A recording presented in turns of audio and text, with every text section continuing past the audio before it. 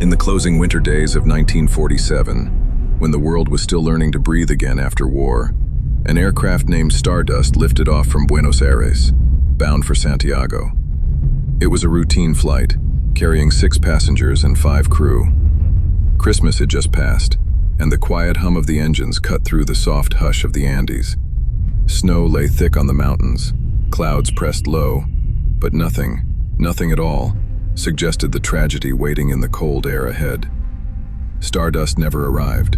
Instead, it vanished into the sky, leaving behind only a final, chilling transmission. As the plane approached the Andes, radio operators expected the usual updates: altitude checks, weather reports, arrival time. Instead, they received a single word: Stendek. Once, twice, a third time sent calmly without distress. Then silence, a silence that lasted 50 years. The search began immediately.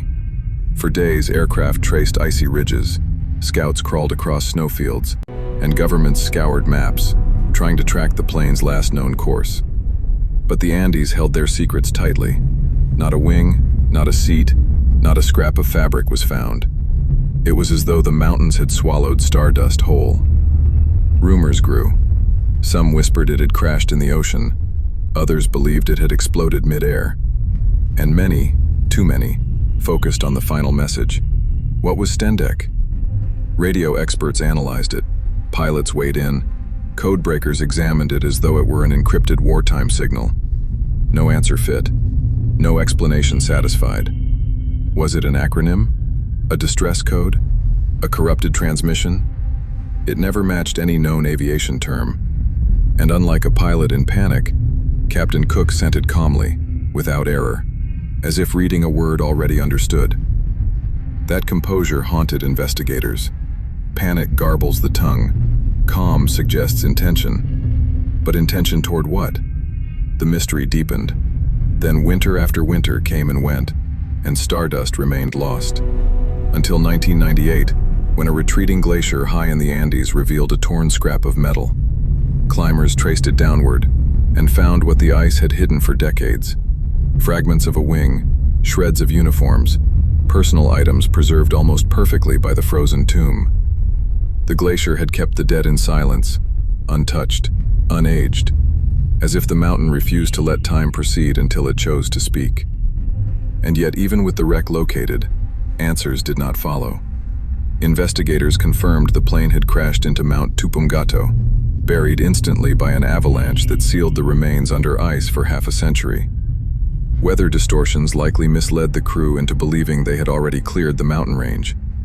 But Stendek, the last living breath of Stardust, remained untouched by explanation. Among the factual theories proposed, a misheard phrase, descent, though repetition makes this unlikely.